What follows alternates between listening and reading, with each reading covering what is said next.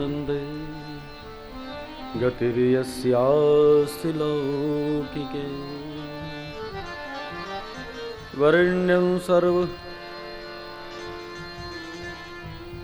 भावस्वरूपे चिदानंदे गतिर्यस्यास्ति लौकिके वरेण्यम सर्वशास्त्राणां તરણીમ ભવ ભવાર્ણવાટ। આવો ફરી એક નવા સત્રની સાથે કથાની શરૂઆત કરીએ।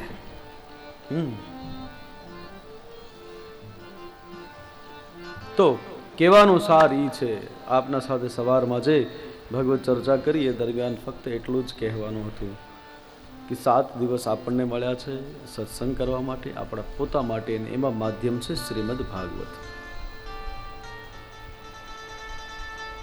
શ્રીમદ ભાગવત ગ્રંથ માટે અનેક વક્તાઓએ, અનેક મહાપુરુષોએ ઘણું બધું કહ્યું છે। શ્રીમદ વલ્લભાચાર્યજી મહારાજ બહુ સુંદર કહે કે ભાવ સ્વરૂપે ચિદાનંદે ગતિર યસ્યાસ્તિ લૌકિકે વરેણ્યમ સર્વશાસ્ત્રાણામ તરણીમ ભવ ભવાર્ણવાટ। અથવા તો ભાવ સ્વરૂપે ચિદાનંદે ગતિર યસ્યાસ્તિ લૌકિકે વરેણ્યમ સર્વ વર્ણાનામ કિમ વરેણ્યમ સર્વ શાસ્ત્રાણામ તરણીમ ભવ ભવાર્ણવાટ। ભાગવત એટલે છે શું, અને ભાગવત ભાગવત જ કેમ છે? તો કોઈ એમ કહે ભગવતા પ્રોક્તમ ઇતિ ભાગવતમ, કે સીધું ભગવાનના મોઢામાંથી આવ્યું છે, ભગવાને આપણને આપ્યું છે એટલે ભાગવત છે। तो बोले बाबा ये कैसे हो गया? तो के एक बार भगवान आदि नारायण ऐसे ही ब्रह्मा जी गए, उन्होंने वंदन किए और ठाकुर जी ने 4 श्लोक में संक्षिप्त ग्रंथ स्वरूप श्रीमद् भागवत ब्रह्मा जी को सुनाए। तो सीधे भगवान के मुख से आई हुई चीज है। तो भगवता प्रोक्तम इति भागवतम, या फिर वल्लभाचार्य जी महाराज कहते हैं कि भाव स्वरूपे चिदानंदे। तो भाना स्वरूप में भगवान पोते छे, भाव स्वरूपे चिदानंदे गतिर यस्यास्ति लौकिके, आ लोकनी वच्चे आवे छे। वरेण्यम सर्व वर्णानम, जेना अंदर બધા જ વર્ણોની કથા છે, અથવા તો બધા જ શાસ્ત્રોની કથા છે। તરણીમ ભવ ભવાર્ણવાટ, અને આ ભવના તરવા માટેનું સરળ સાધન છે। અને આમ પણ આપણને એટલું બધું સંસ્કૃત ન સમજાય તો એનું ગુજરાતી કરી દઈએ। કેટલા અક્ષરનો શબ્દ છે? ભાગવત 4। ભ માને ભક્તિ, ગ માને જ્ઞાન, વ માને વૈરાગ્ય, અને ત એટલે તરી જવાનું સાધન। તો ભક્તિ, જ્ઞાન અને વૈરાગ્ય દ્વારા આ જગમાંથી તરી જવા માટેનું જો કોઈ સાધન હોય તો એ શ્રીમદ ભાગવત છે।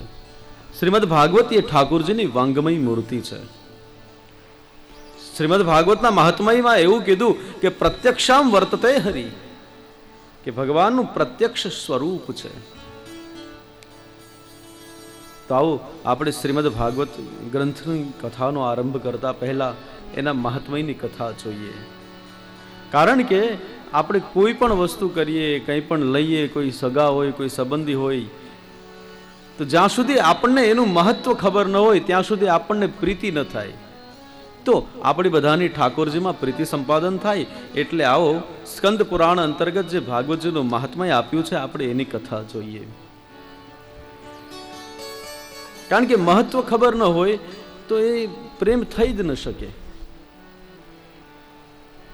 तो आइए कुछ पलों के लिए महात्मय की ओर चलते हैं। महात्मयની શરૂઆતમાં 2 ભગવાનની વંદના કરવામાં આવી છે। એક જે ગ્રંથના આરાધ્ય દેવ છે એની વંદના છે, અને એક જે આ ગ્રંથના આરાધ્ય વક્તા છે એની વંદના છે। અને વંદનાના સ્વરૂપમાં બંનેનો પરિચય આપ્યો છે। આ ગ્રંથના આરાધ્ય દેવ ભગવાન દ્વારિકાનાથ કૃષ્ણ, પ્રથમ શ્લોકની અંદર એમનો પરિચય આપવામાં આવ્યો છે, અને બીજા શ્લોકની અંદર વ્યાસનંદન ભગવાન સુખદેવજી મહારાજનો પરિચય આપવામાં આવ્યો છે। હકીકતમાં પરિચયની, પ્રભુને પરિચયની શું જરૂર? પણ ગ્રંથની શરૂઆતમાં, કથાની શરૂઆતમાં ભગવાનનો પરિચય આપ્યો છે, કારણ બોલે આપણે એને ઠીકઠાક સમજી લઈએ, બાકી એની ક્યાં જરૂર છે? આપણે મંદિરે જાય તો આપણને પૂજારીજી મહારાજ હોય એ આપણને પરિચય કરાવે છે કે મળો આ અમારા ભગવાન છે? એને જરૂર જ નથી પરિચયની. છતાં પણ મારી તમારી પ્રીતિ બહુરીતિ એના અંદર વસે એટલા માટે અહીંયા પરિચય આપ્યો છે. તો પ્રથમ શ્લોક, સચ્ચિદાનંદ રૂપાય વિશ્વોત્પત્યાદિ હેત્વે તાપત્રય વિનાશાય શ્રી કૃષ્ણાય વયમ નમઃ. સચ્ચિદાનંદ રૂપાય વિશ્વોત્પત્યાદિ હેત્વે સચ્ચિદાનંદ રૂપાય વિશ્વોત્પત્યાદિ હેત્વે સચ્ચિદાનંદ રૂપાય વિશ્વોત્પત્યાદિ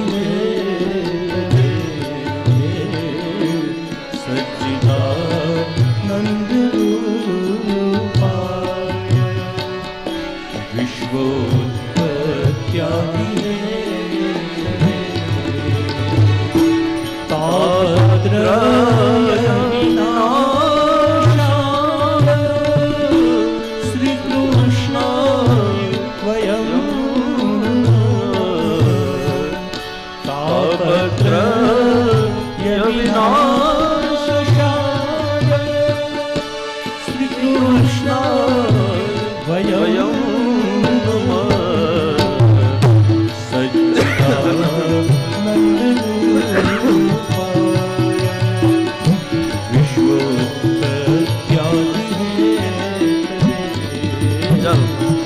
સચ્ચિદાનંદ રૂપાય વિશ્વોત્પત્યાદિ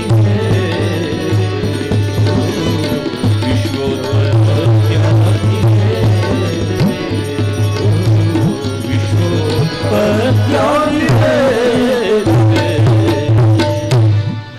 તો સચ્ચિદાનંદ રૂપાય વિશ્વોત્પત્યાદિ હેત્વે તાપત્રય વિનાશાય શ્રી કૃષ્ણાય વયમ નમઃ. ભગવાનનો પૂર્ણ પરિચય આ શ્લોકની અંદર આપ્યો છે.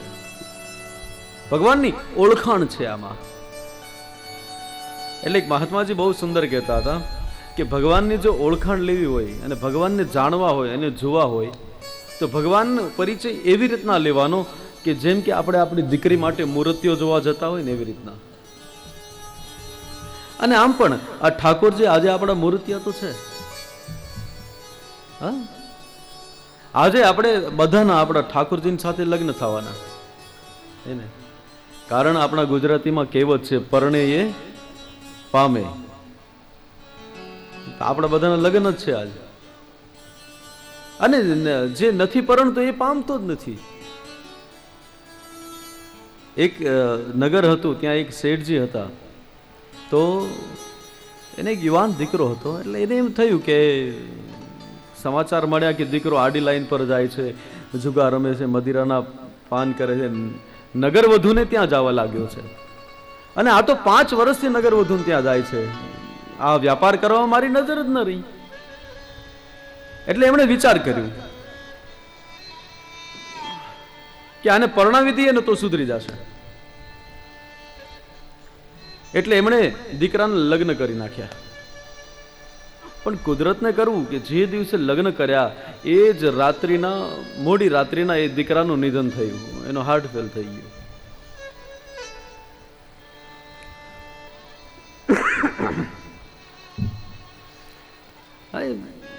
સંસાર છે, કોઈને કોઈ જવાના છે.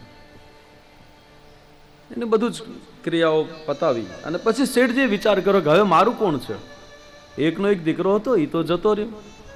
હવે કોણ? તો કે દીકરાની પત્નીને જેને લગ્ન કરીને લઈ આવ્યા હતા, મારી ઈ જ છે, ઈ જ મારી વારસ થઈ. એટલે એમણે બધી પોતાની બધી જ સંપત્તિ એ દીકરાની નવી પત્ની જે આવેલી હતી, નવઢા હતી, એના નામે કરી દીધી. પણ ગામમાં ઓલી નગરવધુ હતી, એને ખબર પડી. એટલે એને કોર્ટમાં કેસ કર્યો અને કોર્ટની અંદર પછી એની દલીલો ચાલી અને પેલી જે નગરવધુ હતી એને કોર્ટમાં એવી દલીલ પેશ કરી કે જે આ નવી પરણેલી સ્ત્રી છે, જેના નામે બધી જ મિલકત જવા થઈ રહી છે, એનો સંબંધ તો આ મરનાર દીકરાની સાથે માત્ર એક રાત્રિનો હતો, પણ મારા સંબંધ તો 5 વર્ષના હતા, તો આ બધી જ મિલકત મને મળવી જોઈએ. પછી સામે સામે દલીલો થઈ, ખૂબ. આપ તો જાણો છો, બધા કોર્ટમાં ઘણું બધું થાય હે ને. ભગવાન ન બતાવે કાળો કોટ કોઈને. હા, પણ અંતે કોર્ટે ચુકાદો આપ્યો કે આ શેઠજીની બધી જ મિલકત આ જે નગરવધુ છે ને એને નહીં આપતા. હા, જે એક રાત્રિ માટે પેલાની પત્ની બની હતી એને આપજો. કારણ તો કે પેલી નગરવધુ પરણી ન હતી, આ પરણી હતી, તો પરણે એ પામે. એકવાર લગ્ન થઈ જવા જોઈએ, જરૂરી એ નથી. અહીંયા પણ ઠાકોરજી આપણા વરરાજા છે, આપણે એના સાથે લગ્ન કરવાના છે. हम आपकी सगाई करवाएंगे सबकी इनके साथ में 7 दिनों तक. હા, પછી તમારી મરજી. તમારે પછી ઠાકોરજીની હારે લગ્ન જાળવી રાખવા હોય તો જાળવી રાખવાના, નહીં તો 7મા દિવસે કહેવાનું તું તારા ઘરે, હું તમે કયો છો. ઠાકોરજીને એમ કહો છો કે તું તારા ઘરે. એક ભાવ જોઈએ, એક સંબંધ છે ઈશ્વરની સાથે. અને જ્યારે જોડાઈ જાઓ, બિના જોડે કુછ નહીં મિલતા સાહેબ. હા, એક 8 વર્ષની દીકરી અટારી પર ઊભી છે, નીચેથી જાન જાય, અને એની माँ ने बोला माँ माँ देखो इधर आओ, क्या है? अरे बेटा ये तो बारात है. अच्छा, वो घोड़ी पे बैठा हो कौन है? तो वो तो दुल्हा है. किसका? तो कि जिसके संग उसका ब्याह हो रहा है ये उसका दुल्हा है. तो कहने लगी माँ माँ मेरा दुल्हा कहाँ है? 8 વર્ષની દીકરીને શું ખબર પડે? तो संत आए थे हरिद्वार से, कहीं मूर्ति दे के गए थे. ठाकुर जी की माँ लेकर आई, बच्चे की गोद में दे दी, खोला में आपी દીધું કે લે ये तेरा दुल्हा. અને 8 વર્ષની દીકરીએ રમવાનું ચાલુ કરી દીધું, આ મારો દુલ્હો, આ મારો વરરાજો, મારો વરરાજો. યુવાન થઈને જ્યારે એના લગ્ન કર્યા ત્યારે પણ ફેરા ફરતી હતી ને, ત્યારે ઠાકોરજીની મૂર્તિ હારે રાખીને ફેરા ફરતી. બીજી કોઈ નહીં, મારવાડની મીરાબાઈ હતી, એના ઝેર પીવે. આપણને ખાલી કહેતા આવડે છે. તો गिरधर गोपाल मेरे तो गिरधर गोपाल दूसरो न कोई दूसरो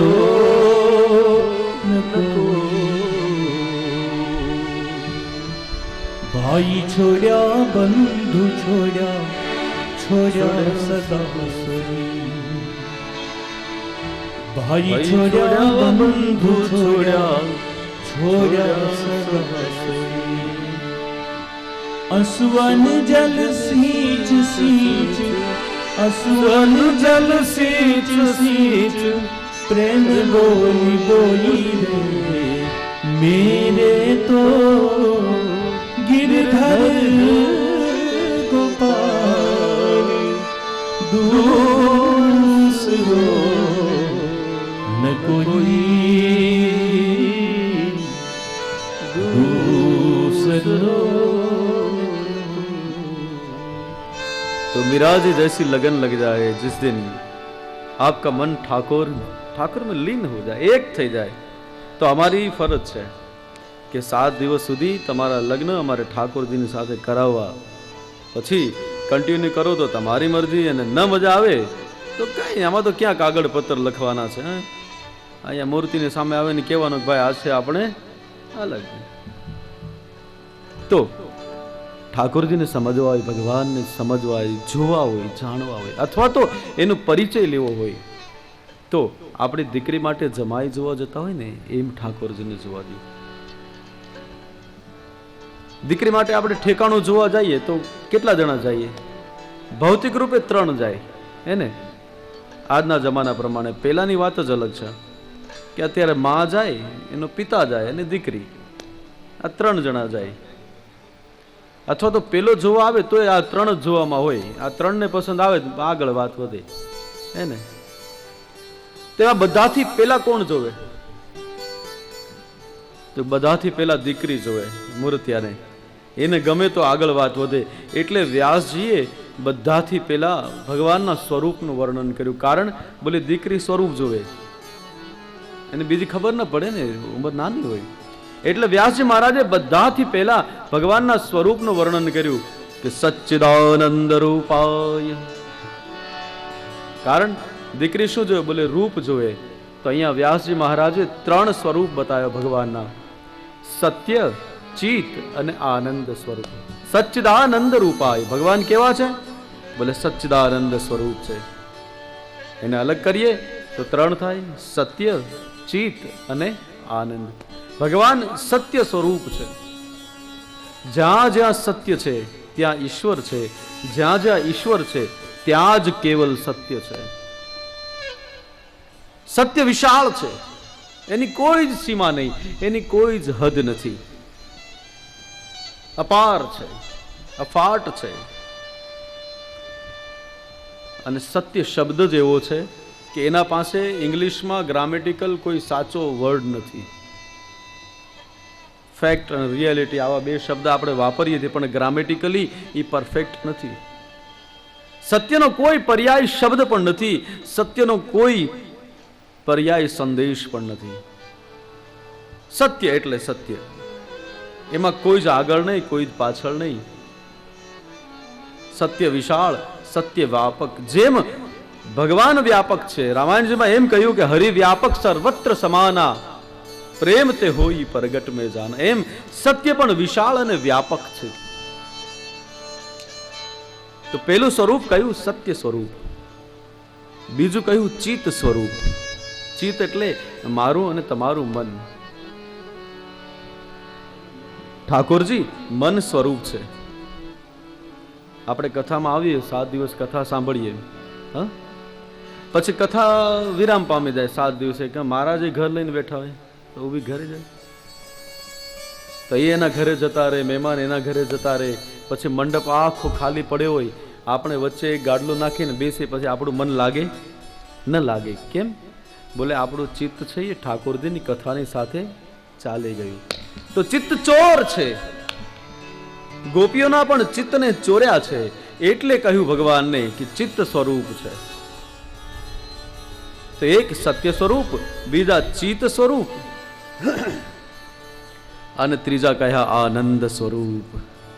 જ્યાં જ્યાં આનંદ છે ત્યાં મારો નાથ છે. જ્યાં જ્યાં રુદન છે ને ત્યાં કંસની કાળી રાત છે. પણ જ્યાં જ્યાં મોઢા પર હાસ્ય છે ત્યાં મારા નંદકુમાર યાદવની જાત છે. તો આનંદ સ્વરૂપ ઈશ્વર છે. મારો ઈશ્વર ક્યારેય રોતો જ નથી. ચાહે એ જેલમાં જન્મ લે તો પણ ન રોવે, મામા કંસને મારે તો પણ ન રોવે. સાહેબ, જે યાદવો માટે કંસને માર્યો એના યાદવો એમ કે કૃષ્ણ તું અહીંયાથી જતો રે, તો પણ મારો ઈશ્વર રોવે ને. અરે એની ક્યાં વાત કરો છો? લીલાના અંતિમ કાળની અંદર પેલા પ્રાચીના પીપળાની નીચે પગ પર પગ ચડાવી અને બેઠેલા, અને પોતાની નજર સામે કોટી યદુવંશનો નાશ થઈ રહ્યો હતો, પણ છતાંય મારો નાથ રોવે નહીં. વ્યાસજીને લખવું પડ્યું કે પ્રાચીના પીપળાના નીચે પણ ઠાકોરજીના મોઢા ઉપર મંદ મંદ સ્મિત છે, અને નજર સામે કોટી યદુવંશ કપાય છે.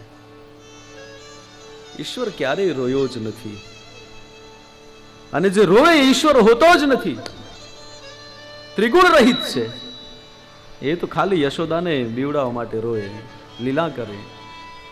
તો 3 સ્વરૂપના ભગવાન છે: સત્ય સ્વરૂપ, ચિત્ત સ્વરૂપ અને આનંદ સ્વરૂપ. આપણા માટે ભગવાન પૂર્ણ ક્યારે બને? બોલે આપણે સત્ય પર હોઈએ, એમાં આપણું ચિત્ત હોય, અને એમાંથી જ્યારે આપણને આનંદ મળે ત્યારે ઈશ્વરનું સ્વરૂપ બને. આ 3 માંથી એક પણ ચીજ હોય ઓછી તો આપણને ઈશ્વર ન દેખાય. આપણા જીવનમાં સત્ય હોવું જોઈએ. એમાં ચિત્ત એટલે આપણું મન હોવું જોઈએ, બીજાનું બતાવેલું નહીં, બાય ફોર્સ નહીં.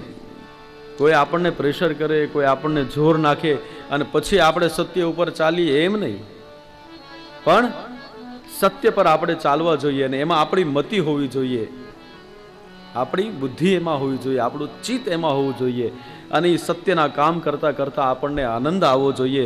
ત્યારે ઈશ્વરનું આખું સ્વરૂપ પેદા થાય. તો ભગવાન કેવા છે? સત્ય સ્વરૂપ છે, ચિત્ત સ્વરૂપ છે અને આનંદ સ્વરૂપ છે. જો આવો વરરાજો હોય તો દીકરીને ગમે કે નહીં? ગમી જાય. તો પછી કોણ જોવે? પછી માની વારી, બાપાની તો પાછળ આવે. તો સચ્ચિદાનંદ રૂપાય અને પછી માં જોવે. તો વિશ્વોત્પત્યાદિ હેતવે માં શું જોવે છે? આ કામ બામ શું કરે છે? એમ મારી દીકરીને ખવડાવશે શું? તો બીજા ચરણની અંદર ભગવાનનું કામ બતાવ્યું. વિશ્વોત્પત્યાદિ હેતવે, વિશ્વની ઉત્પત્તિ કરવી, એની સ્થિતિ કરવી અને લય કરવી. એક સ્વરૂપમાં બ્રહ્મા બની અને વિશ્વનું સર્જન કરે છે. तो एक स्वरूप में अनेक अवतार धारण करीने कभी राम बनके कभी श्याम बनके इस धरा पे आते हैं और हम सबका पालन पोषण करते हैं, हमारा गुजारा करते हैं. बहुत दिन बीत गए गोविंद, अब गुजारा नहीं होता. वो गुजारा करवाने के लिए वापस आते हैं અને એક સ્વરૂપમાં અંતે રુદ્ર સ્વરૂપ મહેશ સ્વરૂપ ધારણ કરી અને આ ધરાને લઈ તરફ લઈ જાય છે. તો કામ સારું છે કે નહીં? વિશ્વની ઉત્પત્તિ કરવી, એની સ્થિતિ કરવી, એનું લય કરવું, આવું સુંદર કામ છે. જો આવું કામ હોય તો માને પણ ગમે. તો પછી પિતા જોવે. પિતા શું જોવે? બોલે આનો સ્વભાવ કેવો છે.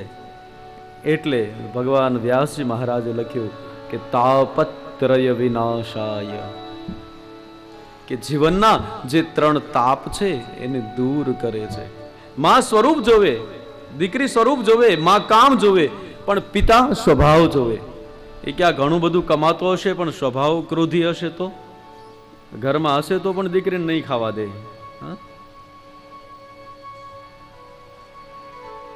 ઓલા ભાઈ કીધું તું, હું ભૂલી ગયો. અમારે ઓલા કવિ આલ તમારા કચ્છના છે, મને અહીંયા પ્રાગ પર મળી ગયા હતા. મને કે મહારાજ જમાઈની જાત ને ભૂતળાની નાત એને જોડો હાથ. મેં કહ્યું ઠીક હે ભાઈ, વાતે સાચી. તો કે સ્વભાવ કેવો છે? તો કે તાપત્રય વિનાશાય, આપણા જીવનના 3 તાપોને દૂર કરે. આદિ દૈવિક, આદિ ભૌતિક, આધ્યાત્મિક. આ ત્રિવિધ તાપ છે. ગુજરાતીમાં કહીએ તો આધિ વ્યાધિ ને ઉપાધિ, એને આપણા જીવનથી દૂર લઈ જાય. હવે તમે વળી એમ કહેશો કે આ આધિ વ્યાધિ ઉપાધિ શું છે? એની ઉપાધિ તમે અમારા પર શું કાં છોડો છો? હે, હકીકતમાં તો આ પ્રાસ માટે એવું બોલાય છે કે આધિ વ્યાધિ ને ઉપાધિ જીવનમાં એવી રીતના આવે. આધિ ઉપાધિ ને વ્યાધિ આવી રીતના જીવનમાં આવે. આધિ માને અભાવમાંથી ઉત્પન્ન થતું દુઃખ. આપણા પાસે સારો બંગલો નથી, સારી ગાડી નથી, સારા ઘરેણા નથી, એનું આપણને દુઃખ છે. એ છે આધિ. અને માણસને એવું હોય કે ભાઈ મારા પાસે સારો બંગલો નથી, ગાડી નથી, તો એ શું કરે? એને પૂર્તિ કરવા માટે શું કરાય? ભલે એ બંગલો લઈ લે, ગાડી લઈ લે, પોતા પાસે તો હોય નહીં, માર્કેટમાંથી લઈ લે. 5-25 લાખ પોતે ભેગા કરે, 5-25 લાખ માર્કેટમાંથી ઉપાડે, એ સુંદર મજાનો બંગલો બનાવે, પછી લોન ઉપર ગાડી લે અને ઘરના સામે ઊભી રહે. કઈ ગાડી? આપણે ક્યાં મૂકવી જ કયો ને જગવાર? હે, મૂકી દીધી ઘરના સામે. પછી બોલે એ મજાથી રે. તો શું સુખ આવ્યું? ના, એ તો ક્ષણિક સુખ આવ્યું, 2 મહિના 4 મહિના માટે. પછી બોલે પછી ઓલા જેના પૈસા લીધા હોય એના ફોન આવે કે હવે ક્યારે આપો છો? ઓલા બેંક વાળાના ફોન આવે કે હપ્તા ચડે છે. એ રાતોરાત તો પૈસા આવે નહીં. એટલે પછી ચૂકવવા માટે જે ચિંતા થાય ને એને કહેવાય ઉપાધિ. નથી એ દુઃખ છે, એ આધિ છે. બીજાને ચૂકવવા માટે જે ચિંતા થાય એ ઉપાધિ છે, અને બહુ ટાઈમ ઉપાધિ રહે ને તો એ વ્યાધિ બની જાય. ચૂકવાય ના કરે, પછી ઓલાના ફોન આવ્યા કરે કે આમ કરી દેશું, તેમ કરી દેશું, ગાડી લઈ જાશું, ઘર જાશે ને પછી ઇજ્જતનો સવાલ આવી જાય.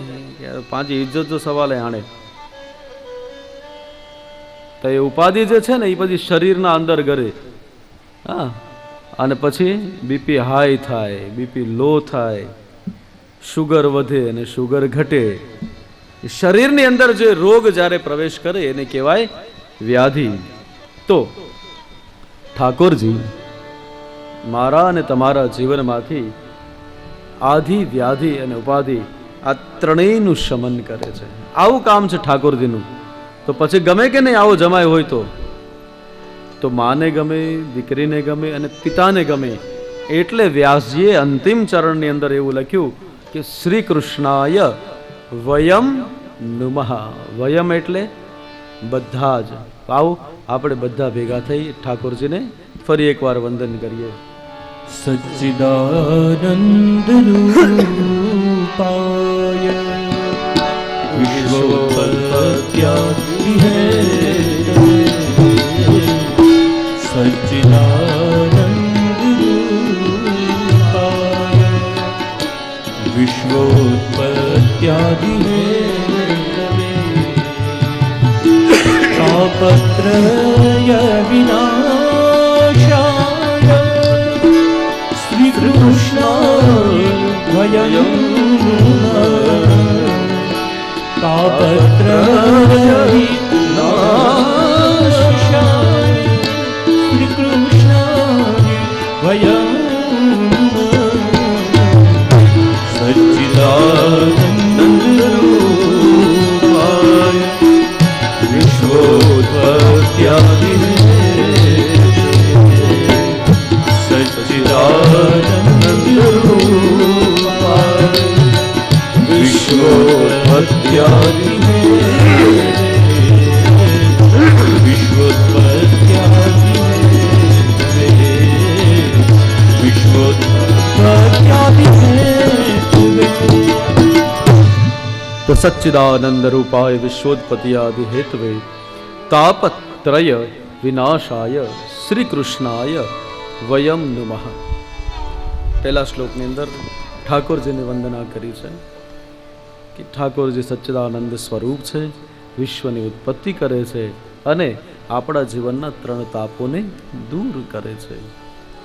બીજા શ્લોકની અંદર આ ગ્રંથને જેમણે ખૂબ ગાયો છે, જેણે આ ગ્રંથની ખૂબ આરાધના કરી છે, એવા વ્યાસનંદન ભગવાન સુખદેવજી મહારાજની વંદના કરી છે કે યમ પ્રવ્રજંતમનુપૈતમપૈત કૃત્યમ દ્વૈપાયનૌ વિરહ કાતર્યાદ્ભાવ પુત્રેતિ તન્મયતયા તર્વોభిનેન્દુ સ્તં સર્વભૂતર હૃદયં મુનિમાનતોસ્મિ.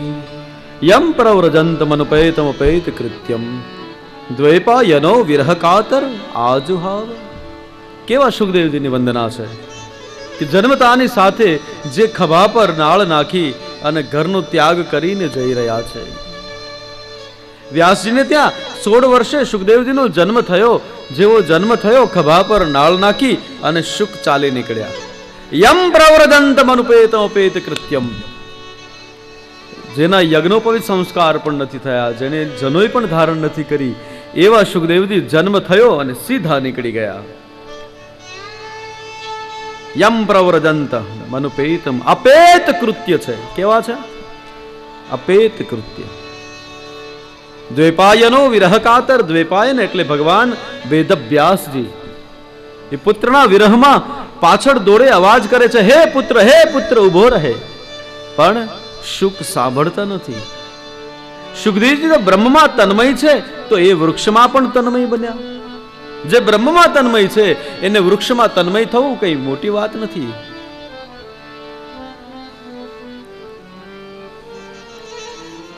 અને સુખદેવજી જેવા વૃક્ષમાં તન્મય થયા, અદૃશ્ય થયા, અને વ્યાસ પાછળથી અવાજ મારે, હે શુક, હે પુત્ર ઊભો રહે. પણ શુક જવાબ ન આપે ત્યારે વૃક્ષોએ એમના વતી જવાબ આપ્યો છે. તરવાહ અભિનેદુ. તરવાહ એટલે વૃક્ષ, ઝાડવા બોલ્યા છે. શું કીધું? કે શુક વ્યાસ જવા દો એને. અમે સદીઓથી અમારી સંતાનોને સમાજના કલ્યાણ માટે અર્પણ કરીએ છીએ. શું તમે તમારી એક સંતાન સમાજને અર્પણ નહીં કરી શકો? તરવાહ અભિનેદુ. વૃક્ષ બોલ્યા, વૃક્ષને વાચા આવી. કારણ સુખદેવ છે એ બ્રહ્મમય છે અને એ તન્મય થાય તો તરવાહ વૃક્ષને પણ વાચા આવે અને વૃક્ષ વ્યાસને સમજાવે. વિધિની વક્રતા જુઓ. જે વ્યાસ સર્વગુણ સંપન્ન ઠાકોરજીના અવતાર, એક વેદના 4 વેદ કરે, 18 પુરાણોનું રચન કરે અને એ વ્યાસને એક વૃક્ષ સમજાવે. ज्ञान की कोई परिभाषा ही नहीं होती साहब. किससे मिल जाए, कितना मिल जाए, कहां मिल जाए, भरोसा नहीं. एक वृक्ष, एक झाड़વું ભગવાન વેદ વ્યાસને સમજાવે કે હે વ્યાસ, છોડ આ બધી માયા, જવા દે તારા દીકરાને, જગતનું કલ્યાણ કરશે. અમે તો અમારા દીકરાઓ કાઢી કાઢીને સમાજને ખવડાવીએ છીએ. વ્યાસ કે તમારા દીકરા? તો કે હા, અમારા જે ફળ આવે ને એ અમારા દીકરાઓ છે. અને આમ પણ જો, મને એક કવિ દુલાભાઈ કાગની એક સુંદર રચના છે કે ઝાડવા ફળ રે પોતાના કદી નથી ખાતા, ઉપકારી છે ના આત્મા. ઈશ્વરની બનાવેલી દરેક વસ્તુ ઉપકારી છે. માણસ સિવાય ઝાડવા ફળ ન ખાય, દરિયો મોતી ન પહેરે, ગાય દૂધ ન પીવે. માણસ છે ને માણસને ખાઈ જાય, વ્યાપારમાં, ધંધામાં, બધી જ રીતે. ઝાડવા ફળ રે પોતાના નથી ખાતા, ઉપકારી છે ના આત્મા. એ જીવોના ઝાડવા એ પોતાના ફળ નથી ખાતા રે, ઉપકારી એના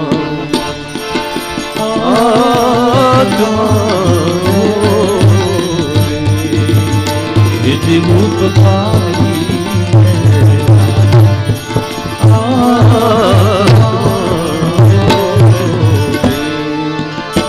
એ જીવોલી નદીઓ એ પોતાના નીર નથી પીતી રે, ઉપકારી એના.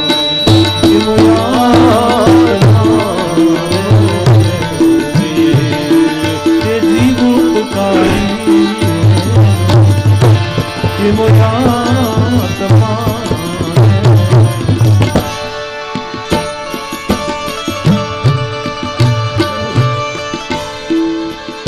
એક એક વસ્તુ જો ઈશ્વરની નિર્માણથી એક એક વસ્તુ. ચાલો આપણે કોઈની વાત નથી કરતા. તમારે અહીંયા માંડવી બાજુમાં દરિયો છે ને, હા, રત્નો રૂપાળા જેના મોઘામૂલ વાળા, આ દરિયો પહેરે નહીં મોતીડાની માળા. આ તમે બધા જે પહેરો છો મોતી, રત્નો, એ બધા ક્યાંથી આવે છે? દરિયામાંથી નીકળે.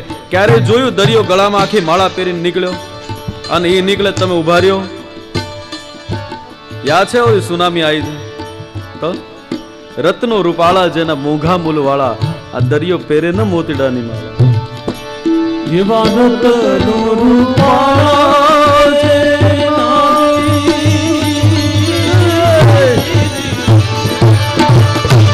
અને મોઘા મૂલ વાળા, રત્નો રૂપાળા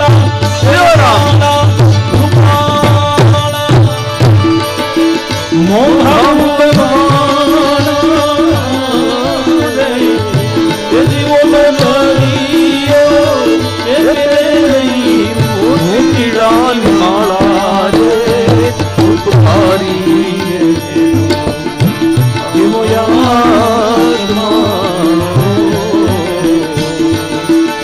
એ જીવ ઉપકારી એ મોયા.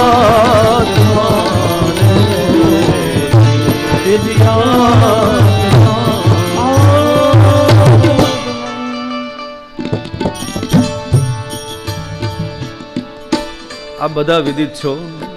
આ જેમણે લખ્યું છે અમારી બાજુના કવિ છે દુલાભાયા કાગ.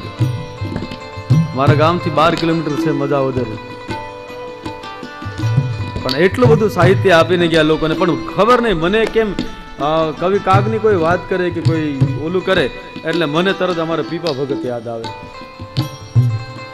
કાગ શિરોમાન્ય, આપણે એમને વંદન છે એમના સાહિત્યને પણ, અને એમને ખૂબ ઘણું બધું આપ્યું છે. પણ કોઈ મજાવદરની વાત કરે એટલે મને પીપાઓ યાદ આવે. અમારે પીપો ભગત હતા, એની માટે 2 ઘટનાઓ પ્રચલિત છે. પીપા ભગત 2 કળશી બાજરાને તો ખીચડો કરતા. હા, ઓલા બધા દેવતા હોય ને, પાંજે કચ્છ में और काठियावाड़ में तो भगवान देरा धुने दो खासो ही મને સમજોતા. હા, वो 5 ચાલુ ક્યાં, અને સાઉથ में भी લોકો ધૂણેતા. કચ્છ કાઠિયાવાડ जी રીત है તો દેવ દેરા મણી કે ખરાલા કરી ખીચડો કરે. આમાં એકવાર ઘટના ઘટી કે બધા દેવ આપસમાં ઝઘડવા લાગ્યા. કોઈ માતાજીને ગોત્રે જ ને કઈ હતા તો બધા ઝઘડવા લાગ્યા. તો પીપા ભગતને ગુસ્સો આવ્યો. એટલે હું માણસ થઈને ક્યાંકથી 2 કળશી બાજરો લઈ આવીને તમારો ખીચડો કરું છું, તમે અંદર ખાવા હાટું બાંધો, જોતા જ નથી. કોઈ ગાડી ભરાવી, જેના કોઈના ત્રિશુળ ને નારિયેળ ને ફળા જે હતું ને બધું જ ભરાયું. એ કે કોઈ જોઈએ જ નહીં ને લઈને દરિયે એ બધા નાખી જ દેવા, કોઈને ખવડાવવું જ નથી. હવે હું ભગત હતા તો પીપા ભગત ના કુળદેવી હતા. એને કીધું પીપા હું તો તારી માં છું છે, અત્યારે કાંઈ નહીં, માં હો તો ત્યાં ડાયરેક્ટ મૂકી જા. બધાને પધરાવી દીધા, અને એના જે માતાજીનું ત્રિશુળ હતું એ આપોઆપ ચાલી અને એના આશ્રમ પર આવી ગયેલું. આજે પણ એ પૂજાય છે. એ પીપા ભગતના શબ્દ હતા કે પીપા પાપ ન કીજીએ ભલે કરો ન કોડી દાન. દાનવીર થવાની જરૂર નથી, તકતીઓ લખાવવાની જરૂર નથી, બસ ખાલી પાપ કરવાનું બંધ કરી દો. પાપ ન કરો એ પુણ્ય છે, મોટો ઉપકાર છે ધરતી ઉપર કે આપણે પાપ ન કરીએ. તો પીપા પાપ ન કીજીએ ભલે કરો ન કોડી દાન. અહીંયા વ્યાસજીને એક વૃક્ષ સમજાવે કે વ્યાસ એમને જવા દો, અને વ્યાસજી મહારાજે વૃક્ષના કહેવાથી શુકને જવા દીધા. આવી 2 વંદના છે ગ્રંથની આરંભમાં, એક ભગવાનની અને બીજી વ્યાસનંદન સુખદેવજી મહારાજની. ત્યારબાદ મહાત્મયની કથાની શરૂઆત કરી છે. નૈમિષય સુતમાસિનમ અભિવાદ્ય મહામતિમ કથામૃતરસાસ્વાદ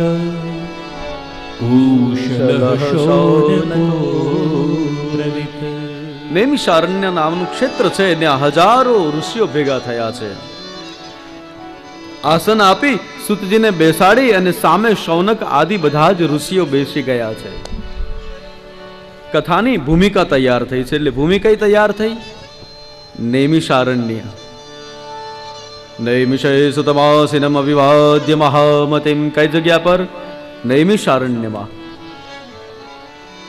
નૈમિષારણ્ય એટલે શું ખબર? છૂટું પાડો તો 2 શબ્દ મળે, નિમિષ અને અરણ્ય. નિમેષ એટલે આંખનો એક પલકારો, અને અરણ્ય આ બધા ગુજરાતી ભણ્યા છો, કરો છૂટું. અરણ્ય, એટલે નથી, અને રણ્ય એટલે રણ. જ્યાં રણ નથી એ જગ્યા એટલે જંગલ. તો એક વાર એવી ઘટના ઘટી હતી કે કલીના પ્રવેશ માટે બધા જ સાધુ સંતો ભગવાનની પાસે ગયા. ભગવાનને કીધું કે હવે કળિયુગ આવે છે, અમે તમારું ભજન ક્યાં કરશું? અમને એવી જગ્યા આપો કે જ્યાં અમે ભજન કરી શકીએ ને કલયુગ પ્રવેશ ન કરે. એટલે ભગવાને પોતાના ચક્રમાંથી મનોન્મય નામનું એક ચક્ર કાઢ્યું, એને છોડ્યું અને ઋષિઓને કહ્યું કે જ્યાં ચક્ર સ્થિત થાય ત્યાં તમારે ભજન કરવું. અને આંખના એક પલકારામાં નિમિષ માત્રમાં જે જગ્યા પર આ ચક્ર સ્થિત થયું હતું એ જંગલનું નામ પડ્યું નૈમિષારણ્ય. તો નૈમિષય સુતમાસિનમ અવિવાદ્ય મહામતિમ. તો એ નૈમિષારણ્ય નામના જંગલની અંદર હજારો ઋષિઓ ભેગા થઈ સૂતજી મહારાજને એક બાજોઠ પર બેસાડી અને સામે શૌનકાદી ઋષિ ભેગા થઈ અને પ્રશ્ન કરવા લાગ્યા. કેવા છે સૂતજી મહારાજ? કથામૃત રસસ્વાદુ કુશલ શૌનકો બ્રવીત. કથાનો રસપાન કરવામાં બહુ જ કુશળ એવા શૌનક આદિ ઋષિઓ કહેવા લાગ્યા. કોને? સૂતજી મહારાજને કીધું. અજ્ઞાન ધ્વાંત વિદ્વાંસ કોટિ સૂર્ય સમપ્રભ સુતાખ્યાહી કથા સારમ મમ કર્ણરસાયણમ. અજ્ઞાન ધ્વાંત વિદ્વાંસ કોટિ અજ્ઞાન ધ્વાંત વિદ્વાંસ કોટિ સૂર્ય સંપ્રભ. શૌનક આદિ ઋષિઓ સૂતજીને કહે છે કે હે મહારાજ, અજ્ઞાન ધ્વાંત વિદ્વાંસ કોટિ સૂર્ય સમપ્રભ, હે નાથ, અમારા અજ્ઞાન રૂપી અંધકારને દૂર કરવા માટે તમારું જ્ઞાન તો કરોડો સૂર્ય સમાન છે. તો સુતાખ્યાહી કથાસારમ મમ કર્ણ રસાયણમ. હે મહારાજ, અમને કથાઓનો સાર કહો જે અમારા માટે કર્ણ રસાયણમ બને. કર્ણ એટલે કાન અને રસાયણ એટલે દવા. કીધું મહારાજ, અમે અજ્ઞાની છીએ, અંધકારમાં છીએ, એને દૂર કરવા માટે તમારું જ્ઞાન સૂર્ય સમાન છે, કરોડો સૂર્ય સમાન છે. અને બીજું, અમને કથાનો સાર કહો અને અમારા કાનની બીમારીને દૂર કરો, અથવા તો અમારા કાનની દવા આપો. તો શું આ મહાત્માઓ બીમાર હતા? બોલે હા, આ બધા જ મહાત્માઓ બીમાર હતા. એને શેનો રોગ હતો? બોલે એને ભગવાનની કથા સાંભળવાનો રોગ હતો. રસાયણમ એટલે દવા. મહારાજ, અમને એવી કંઈક कथानो सार आपो जे हमारा कान ने तृप्त करे. देखो, ये एक ही जड़ी बूटी ऐसी है जिसको कान से पी जाती है. आ एक ज दवा एवी छे जेने कान थी पीवाय, बाकी बधी दवा मोढा थी पीवाय. आपने बधाने अनुभव छे नाना हता त्यारथी. भक्ति ज्ञान विराग आपतो विवेको वर्धते महान. माया मोह निरासश्च वैष्णवे क्रियते कथम. कहे महाराज, भक्ति ज्ञान विराग आपतो विवेको वर्धते महान. माया मोह निरासश्च वैष्णवो माया थी पर केवी रीत ना जाए ये हमने कहो. कारण इह गोले कलो प्रायो जीवश्च सुरतांगतः क्लेशाक्रांतस्य तस्यैव शोधने किं परायणम्. કે મહારાજ, અમે શું કામ માંગીએ છીએ? તો કે ઇહ ઘોરે કલોપ્રાયો જીવશ્ચ સુરતાંગતા. કહે પ્રભુજી, જીવોની સુરતા ચાલી ગઈ છે એટલે અમે તમારા પાસે માંગીએ છીએ. કેવો સમય છે? ક્લેશાક્રાંતસ્ય તસ્યૈવ શોધને કિમ પરાયણમ. બોલે આ જમાનામાં ઝઘડા ક્યાંય શોધવા જાવો પડતા નથી, એ તો સામેથી ચાલીને આવે છે મહારાજ. તો હવે આટલા ઘોર સમયની અંદર એ ઘોરે કલોપ્રાયો, આ ઘોર કળિયુગની અંદર મહારાજ અમને એવું કંઈક આપો જે સારું સાબિત થાય. અને શું માંગે છે? શ્રેયસામ યદ ભવે શ્રેયમ પાવનાનામ ચ પાવનમ कृष्ण प्राप्ति करम शश्व साधनम साधनम तद्रुदा. क्या बात है जनक. શ્રેયશામ યદ ભવે શ્રેયમ. એ મહારાજ, અમને એવું આપો કે જેનું કલ્યાણ થયું હોય ને એનું અતિ કલ્યાણ થાય. શ્રેયશામ યદ ભવે શ્રેયમ પાવના નામ ચ પાવનમ. મહારાજ, એવું આપો જેનું કલ્યાણ થયું હોય, શ્રેય હોય, એનું વધારે શ્રેય થાય. જે પાવન હોય એ અતિ પાવન થાય. પાપીને પાવન થાય એવું નહીં. પાપી તો પાવન થઈ જ જાય ભગવાનનું નામ લે તો, ન લે તો એની મરજીની વાત છે, પણ જો નામ લે તો એ પાવન થઈ જ જાય, એમાં કોઈ પ્રશ્ન જ નથી. પણ અહીંયા શું કીધું? પાવના નામ ચ પાવનમ. જે પાવન હોય એને અતિ પાવન કરે એવું કંઈક આપો. એનાથી વધારે આગળ કહે છે, કૃષ્ણ પ્રાપ્તિ કરત શાશ્વત સાધનમ તદ્વદાધુના. કે સહજમાં અમને માં યશોદાનો કાન મળી જાય, કૃષ્ણ પ્રાપ્તિ કરમ શાશ્વત સાધનમ તદ્વદાદુનો, એવું સાધન આપો કે જેનાથી અમને ભગવાન કૃષ્ણ મળે. કેટલી વસ્તુ માગી છે? અમારા અજ્ઞાનને દૂર કરો. તમારું જ્ઞાન કોટી સૂર્ય સમાન છે. ભક્તિ જ્ઞાન વિરાગ આપતો. વૈષ્ણવો ભક્તિ જ્ઞાન અને વૈરાગ્ય કેવી રીતના પ્રાપ્ત કરે છે એ અમને કહો. ક્લેશાક્રાંતે તસ્યૈવ, આ ઝઘડાઓનો જે સમય છે એમાં અમને શાંતિ મળે એવું કંઈક કરો. જેનું કલ્યાણ થયું હોય એનું વધારે કલ્યાણ થાય, પાવન હોય એ અતિ પાવન થાય એવું આપો. અને એનાથી વિશેષ અમને સહજમાં ભગવાન દ્વારિકાનાથ મળી જાય એવી કંઈક કથા આપો.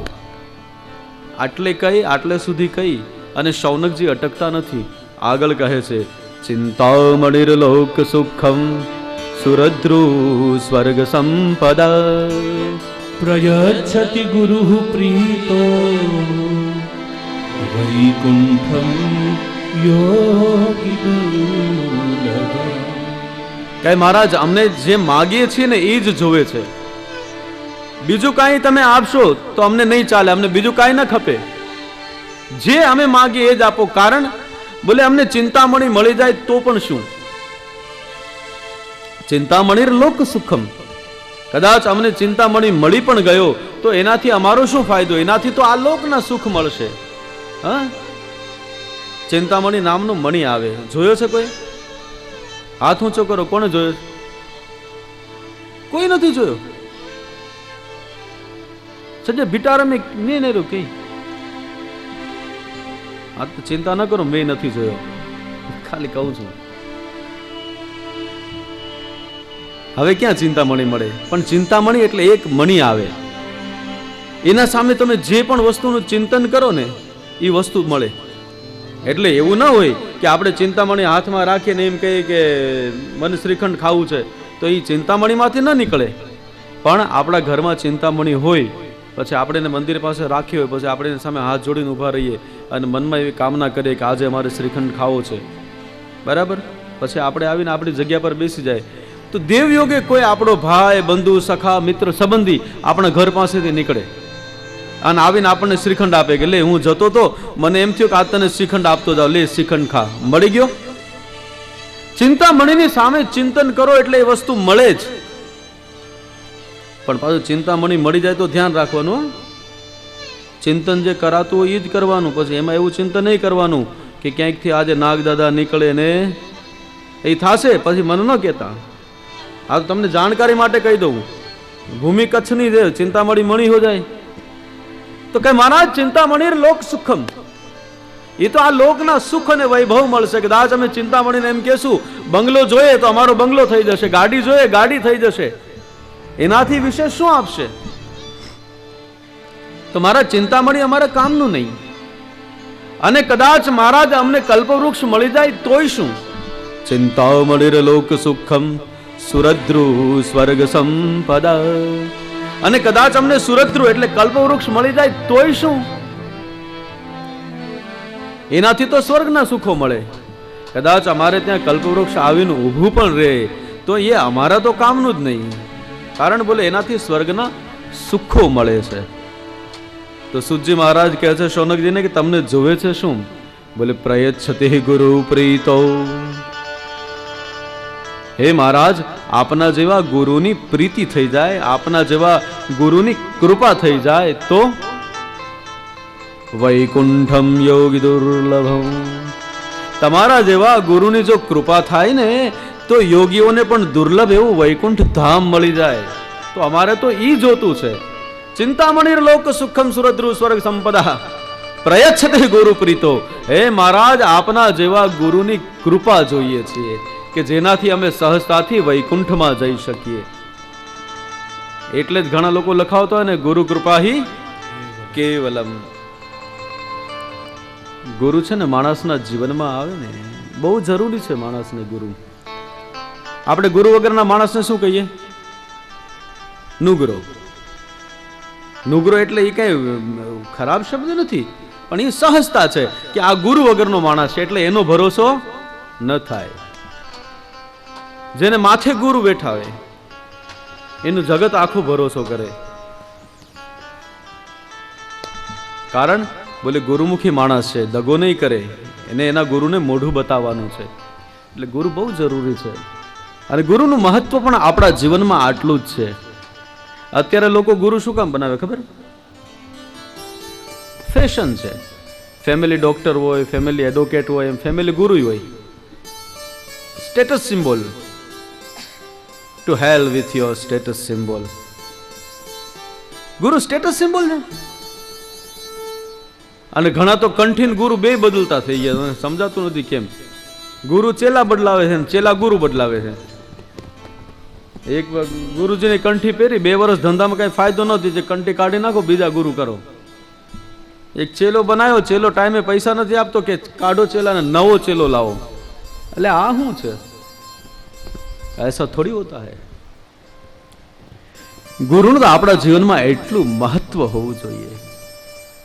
એક પંજાબનો સંત કવિ લખે કે लिखन वालिए तू हो के दयाल लिख दे, मेरे दिल विच गुरु दा प्यार लिख दे, हथा विच लिख दे सेवा गुरु दी,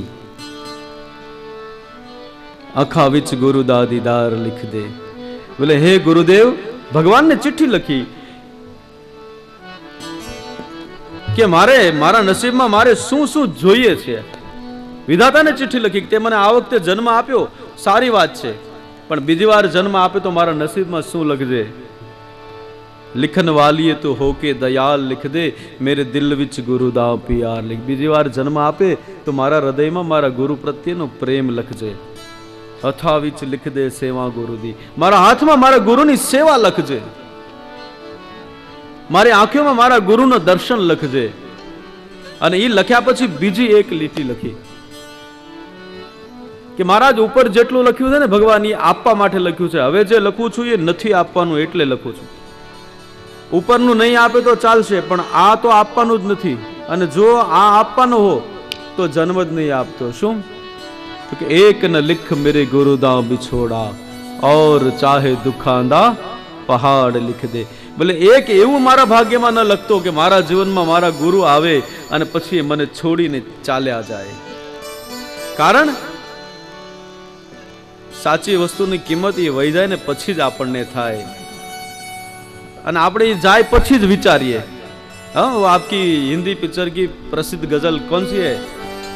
तुम चले जाओगे तो सोचेंगे हमने क्या खोया और क्या पाया. जिंदगी धूप और गुरुदेव घना छाया है. आइए तुम चले जाओगे तो सोचेंगे, तुम चले जाओगे तो सोचेंगे हमने क्या खोया, हमने क्या पाया, हमने क्या खोया, हमने क्या पाया. जिंदगी घना छाया, तुमको देखा तो ये ख्याल आया, तुमको देखा तो ये ख्याल आया. जिंदगी घना साया, जिंदगी घना साया, तुमको देखा तो ये ख्याल आया, तुमको देखा तो ये ख्याल आया. देखिए, ये बात अपनी और अपने गुरुदेव के बीच की है. तुमको देखा तो ख्याल आया. આ નિત્ય જીવનની અંદર દુખી થતા હોઈએ અને એમાં કોઈક સારો સંત મળી જાય, કોઈ સારો પુરુષ મળી જાય, કે જેના સાનિધ્યમાં જઈ અને હું ને તમે શાંતિનો અનુભવ કરીએ ત્યારે આપણું હૃદય ગાતું હોય कि तुमको देखा तो ये ख्याल आया गुरुदेव कि जिंदगी तो धूप है तुम घना साया। और फिर जब आपके गुरुदेव मिले ना तब सोचना नहीं चाहिए।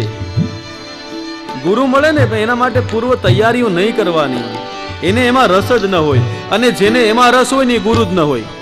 હા, આમ પગ ધોશું ને આમ હાથ ધોશું ને આમ માળા पे छोड़ो सब, आप आपके गुरु के साथ बैठ के बातें कर लो, वही सत्संग है साहब। हाँ, वो आपको ज्ञान की बड़ी बड़ी बात बताए वही नहीं, मानसो विचारता ज रही जाए, विचारवानु नहीं। तुम चले जाओगे तो सोचेंगे। અત્યારે મારા સામે છો ને ગુરુદેવ, મારે કંઈ જ વિચારવું નથી, બસ હું તમારા નિકટ છું, તમારી બાજુમાં છું, તમારું સાનિધ્ય છે, इतना ही काफी है जीने के लिए, इतना ही काफी है जीने के लिए, और तुम रहो साथ में, इतना ही काफी है यहां से विदा होने के लिए। वधारे जोए शू मानस ने तो जब सामने होंगे कुछ नहीं सोचेंगे, तुम चले जाओगे तो ये सोचेंगे कि गुरुदेव आपको मिलने से हमने क्या खोया और क्या पाया। बोले संसार की माया खोई और ठाकुर जी को पाया। बस गुरुदेव आप हमसे दूर मत जाओ। क्यों? हम ऐसा गाना ही नहीं गाना चाहते जिसमें हमारे गुरु नहीं हो। हाँ, फिर भी कभी कभार लोग अपने गुरु से दूर हो जाते हैं, तो यहाँ इसलिए कवि लिखता है कि हम जिसे गुनगुना नहीं सकते, वक्त ने ऐसा गीत क्यों गाया। हम जिसे गुनगुना नहीं सकते, हम जिसे क्या बात है,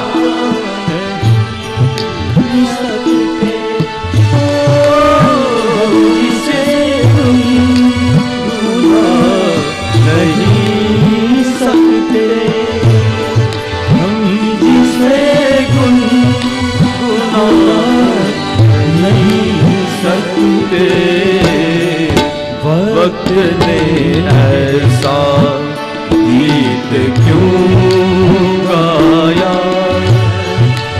वक्त ने ऐसा गीत क्यों गाया। जिंदगी धूप भला साया, जिंदगी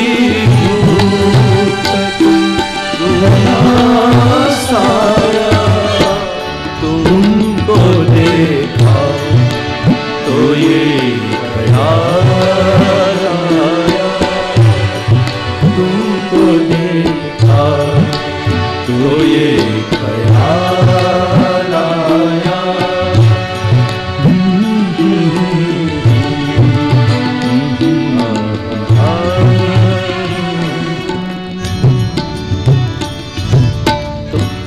तो तुम चले जाओगे फिर सोचेंगे।